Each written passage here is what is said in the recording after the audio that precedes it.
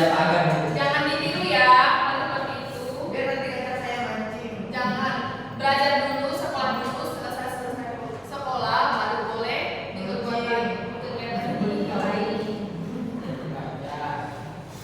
Nah, anak-anak ingat nggak minggu kemarin kita bahas materi tentang apa? Coba sebutkan, sampaikan sama teman-temannya.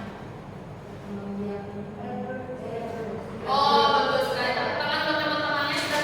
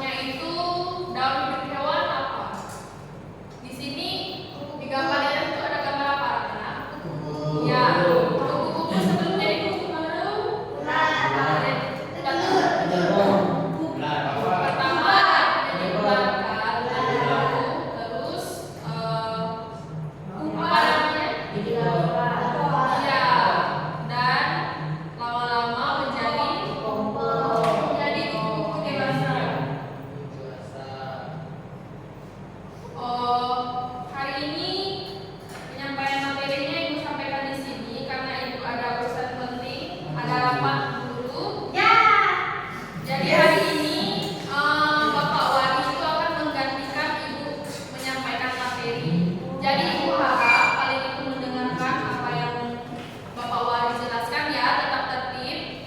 Maaf ya, Ibu keluar sebentar. Ibu mau kemana Bu? Ibu mau rapat dulu. Oh iya. Jadi Bu.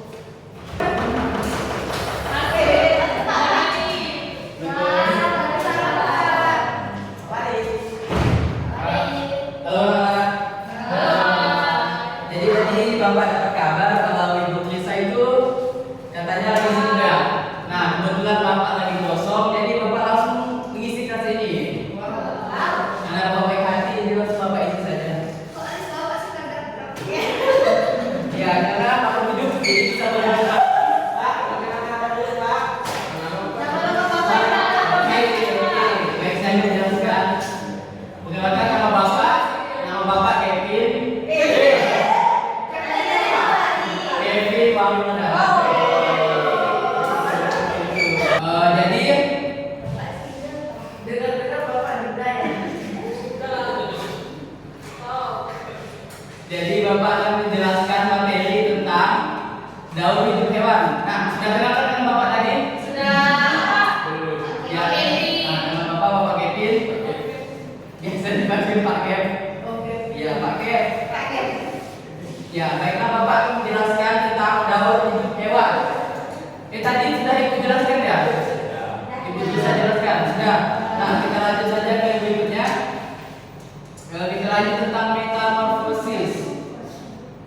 Ada yang tahu nggak apa itu metamorfosis? Metamorfosis ini dibagi menjadi dua. Ada yang sempurna dan tidak sempurna. Wajar ya, namanya ada yang sempurna dan tidak sempurna. Ya, mau hidup ada yang sempurna dan tidak sempurna. Nah, metamorfosis tidak sempurna terjadi pada hewan yang mengalami perubahan bentuk yang tidak terlalu beda. Nah, jadi perubahannya itu tetap sama, tidak terlalu signifikan. Contohnya seperti kucing, itu kan tidak berubah jadi harimau itu. Ya. Oke, kita ulangi. Untuk metamorfosis yang tidak sempurna, misalnya adalah kucing. Kita lanjut. Metamorfosis yang tidak sempurna terjadi pada hewan yang tidak terlalu berbeda pada setiap perkembangannya. Misalnya terjadi pada hewan tadi kucing. Nah, itu tidak sempurna. Kalau yang sempurna itu misalnya seperti yang tadi di gambar itu ada kupu-kupu. Nah, itu metamorfosis sempurna karena berbeda sekali dengan sebelumnya. Kalau bentuk sebelumnya itu jadi kelompok, jadi kupu dewasa. Oke, paham sampai di sini? Paham. Kita lanjut ke perubahan ekosistem. Nah, ekosistem mengalami perubahan sepanjang waktu. Contohnya perubahan ekosistem secara alami adalah karena musim, dapat pula berupa bencana alam. Selain itu juga bisa karena buatan manusia. Nah, di sini ada video, kita tonton terlebih dahulu.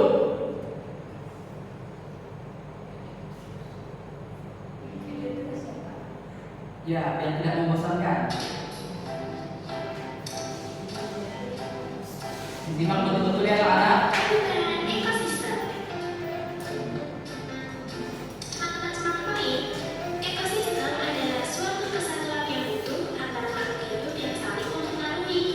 Ekosistem mengalami perubahan sepanjang waktu. Komponen dalam ekosistem dapat mengalami peningkatan maupun penurunan jumlah. Ekosistem kebun pada saat musim hujan.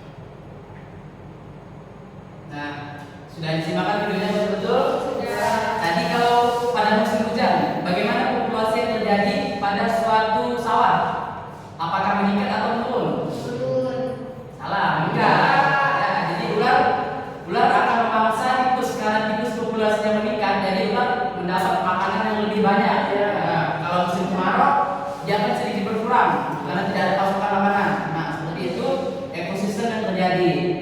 Baiklah, kita lanjut. Nah, hubungan antara makhluk hidup dalam ekosistem itu ada di rantai makanan yang sudah kita jelaskan tadi. Nah, kalau misalnya di sawah nih, rantai makanannya itu apa saja? Mulai dari yang produsen sampai ke konsumen paling atas.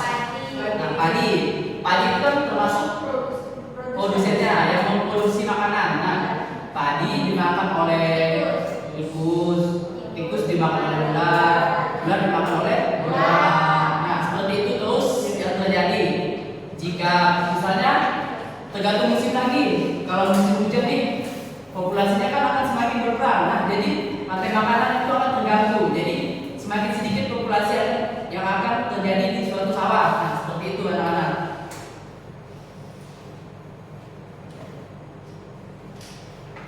Nah, sampai sini sudah paham kan apa yang sudah Bapak jelaskan tadi? Dengan Ibu Tulisan sudah jelaskan tadi.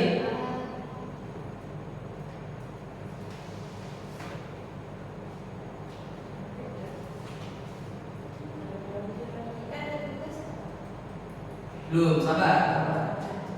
Nah, jadi untuk materi yang hari ini, apakah anak-anak paham semuanya atau belum? Adakah yang ingin ditanyakan seperti itu? Paham ya? Semuanya rupanya ini sudah pada paham gitu. Ya, jelas sekali ya. Saya juga tanya Pak, apa yang terjadi? Kenalkan diri terlebih dahulu Kak. Kenalkan, nama saya Risa. Bisa. Apa yang terjadi jika dalam rantai makanan populasi tikus menurun? Apa yang terjadi sama ular? Oke. Pertanyaan yang bagus sekali dari Kak Risa. Nah, anak-anak bisa ada pikiran nggak bagaimana jika di suatu sistem tikusnya tidak ada atau mati gitu? Kepikiran nggak? Maka apa yang terjadi? Kurang akan kurang makanan juga. Nah, baik. Akibat dari tikus yang menurun. Jadi ada 3 populasi yang tidak begitu. Berapa? Tiga hewan yang tidak hidup. Oke, nah jawaban yang bagus sekali dari Kak Emi. Tepuk tangan semuanya. Karena tidak adanya populasi dari yang konsumen yang lebih rendah, jadi konsumen atas itu tidak akan bisa memaksa konsumen yang lebih rendah. Jadi dia itu akan kekurangan pasokan makanan. Jadi populasinya akan berkurang, lama-lama akan mati. Seperti itulah kehidupan. Lama-lama akan mati, menuai. Dikubur di tanah. Baiklah, Bapak akan berikan PR kepada kalian.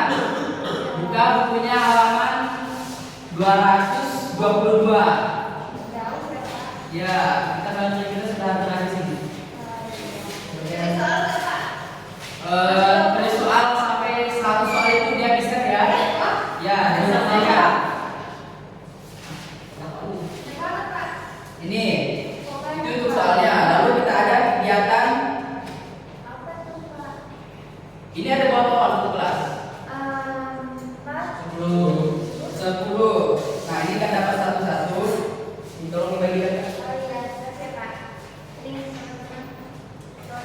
Nah, itu untuk PR tambahannya karena kayaknya anak-anak tadi kan sudah paham ya, mengerti sekali.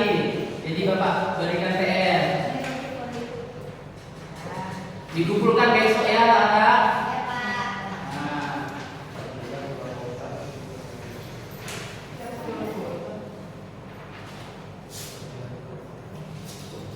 Baik, sudah jelaskan materi kita hari ini. Sepertinya sudah pada ngantuk dan ingin pulang. Dan Bapak pada hari ini. Biasanya siapa yang memimpin doa di kelas ini? Bagas. Yang mana Bagas? Ya, tampak memang. Baiklah, Bagas dipersilakan untuk memimpin doa.